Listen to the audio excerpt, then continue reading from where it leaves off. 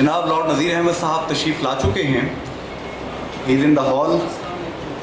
मैं मेहमानान ख़ुसूसी से गुजारिश करूँगा कि कुर्सी नशीन हो लॉर्ड नज़ीर अहमद साहब स्टेज पे तशरीफ़।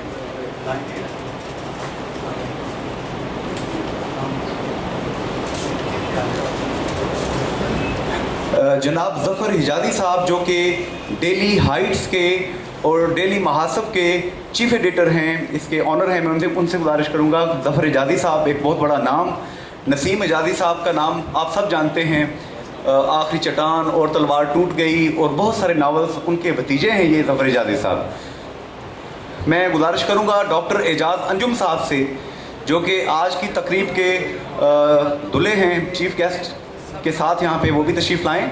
डॉक्टर एजाज़ अंजुम साहब।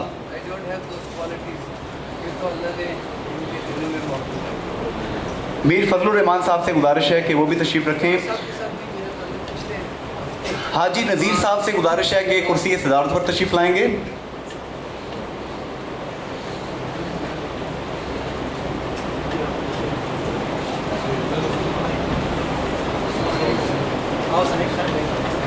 इस वक्त FM 93 पर इस तकरीब की लाइव कवरेज देने के लिए हमायूं यहाँ पर मौजूद हैं जो कि उनके सीनियर फील्ड रिपोर्टर हैं। We are thankful to FM 93 and all the media who is covering this all function. न वो हुस्न में रही शोखियाँ, न वो इश्क में रही बिजलियाँ, न वो गज़नवी में तड़प रही, न वो खम है ज़ुल्फ़े अयाज़ में। लेकिन डॉक्टर एजाज़, इनके अंदर इश्क की शोखियाँ भी हैं, हुस्न की बिजलियाँ भी हैं। एजाज़ अंजुम जिन्होंने अयूब मेडिकल कॉलेज एबटाबाद से 1998 में MBBS किया, अमेरिका में बांझपन और IVF फर्टिलाइजेशन में स्पेशलाइज किया, न्यूयॉर्क में पिछले 12 साल से मुकीम हैं, समाजी कामों के लिए एक तवील अरसे से मुतहरिक हैं। इससे पहले इनकी 2 किताबें उभरते जजीरे और अंजुम फार्माकोलॉजी, ज़माने तालिब इल्मी में ये 2 किताबें लिखी इन्होंने।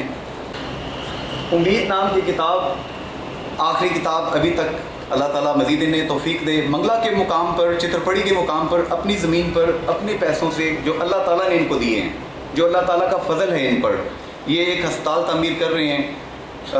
बचपन से बड़े बड़े ख्वाब देखते हैं और बड़े बड़े मजाक बनवाते रहे हैं, लेकिन अजीब बात है कि इनका हर ख्वाब शर्मिंदा ताबीर होता जाता है। डॉक्टर एजाज़ अंजुम साहब से गुजारिश है कि वो आएँ और जो कुछ कहना चाहते हैं वो खुद कहें, गुफ्तनी ना गुफ्तनी, प्लीज़।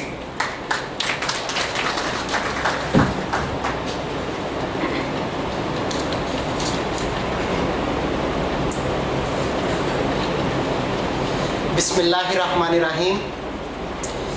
मेरे अज़ीज़ दोस्तों, भाइयों, बुज़ुर्गों, लॉर्ड नज़ीर अहमद साहब, मेरा नाम एजाज़ अंजुम है और सबसे पहले मैं आपको अपना मुख्तसर तारुफ़ करवाना चाहता हूँ। सबसे पहले मैं लॉर्ड नज़ीर अहमद साहब का शुक्रिया अदा करना चाहता हूँ। अभी 1 हफ़्ता पहले ही हमारी न्यूयॉर्क में मुलाकात हुई थी। लॉर्ड साहब को वहाँ की एक ऑर्गेनाइजेशन है, उन्होंने बुलाया था।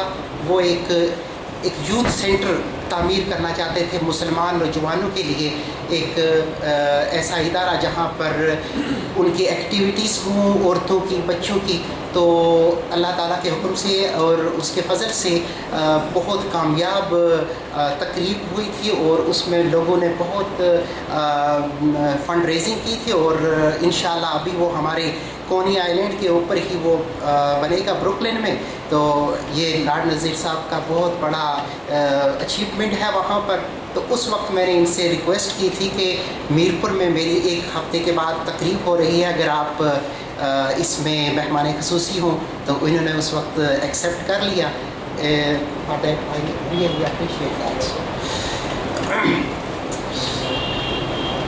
और मैं मीरपुर आज़ाद कश्मीर में पैदा हुआ हूँ। मुझे बहुत कम लोग जानते होंगे, लेकिन अगर आप आजी अब्दुल लतीफ़, आजी मोहम्मद इब्राहिम, आजी मोहम्मद शरीफ, आजी अब्दुल अज़ीज़ अब्दुल मजीद, आजी नज़ीर अंजुम, मोहम्मद अजाइब, आजी खुशनूद, अगर आप इनमें से किसी आदमी को जानते हैं तो आपने मुझे पहचान लिया है। ये मेरा ख़ानदान है। मैं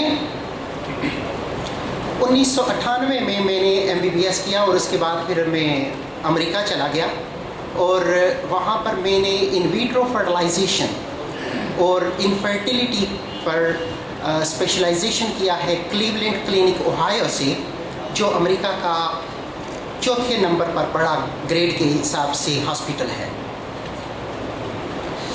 और ये उम्मीद मैंने इसी सूरत में लिखी है क्योंकि मैंने इनफर्टिलिटी में ही एजुकेशन हासिल की है और मैं यही चाहता था कि मैं अपने लोगों के लिए कुछ मदद करूं और उनकी अपनी ज़बान में मदद करूं। उसके लिए मुझे बहुत मुश्किल पेश आई क्योंकि ऐसी टर्मिनोलॉजी होती है कि उनको तर्जमा करना वो बड़ा मुश्किल काम होता है। मगर मैंने पाकिस्तान से डिक्शनरीज़ वो मंगवा के या ऑनलाइन उनके तर्जमे करके तो एक साल में 2011 में मैंने ये किताब मुकम्मल कर ली थी। और इस किताब में मैंने पाकिस्तान की जो आम छोटी मामूली पड़ी हुई औरतों और मर्दों की समझ में आ जाने वाली किताब लिखी है। इसमें मैंने कोई इतनी ज़्यादा टर्मिनोलॉजी इस्तेमाल नहीं की है और इसमें लोगों की समझ में आ जाने वाली चीज़ लिखी है। बांझपन या जिनसियात या सेक्स के बारे में हमारे समाज में बात नहीं होती है। लोग इस बारे में बात नहीं करते हैं, लोग इसको जुर्म समझते हैं। अगर एक औरत को प्रॉब्लम है, इनफर्टिलिटी है, तो वो ज़्यादा से ज़्यादा अपनी माँ से पूछ सकती है या अपनी बड़ी बहन से पूछती है और उन्हें इस चीज़ का पता नहीं होता, जिसकी वजह से वो गलत हाथों में चली जाती है। कोई कहता है कि शदोले का सजदा करो, कोई कहता है घोड़े के नीचे से गुजरो, कोई कहता है वो हकीम साहब हैं उनसे दवाई ले लो, और कोई कहता है इनको जिन चिमटा हुआ है उनका जिन उतारना पड़ेगा। ये सारी गलत चीज़ें होती हैं, इनका हकीकत के साथ कोई तल्लक नहीं है। उस दिन मैंने अमेरिका में पाकिस्तान के जो मीरपुर के रेडियो हैं वो उनकी ऐप्स लोड की हुई हैं अपने आईपैड पर, वो भी मैं कभी कभी सुनता हूँ। उसमें एक हकीम साहब आए थे, तो वो हकीम साहब, एक बंदे ने पूछा, एक वो सवाल था, वो अनाउंसर ने सवाल पूछा जी कि मेरे बाल सफ़ेद हो रहे हैं, तो आप हमें कोई तरीका बताएं कि मेरे बाल दोबारा से काले शुरू हो जाए।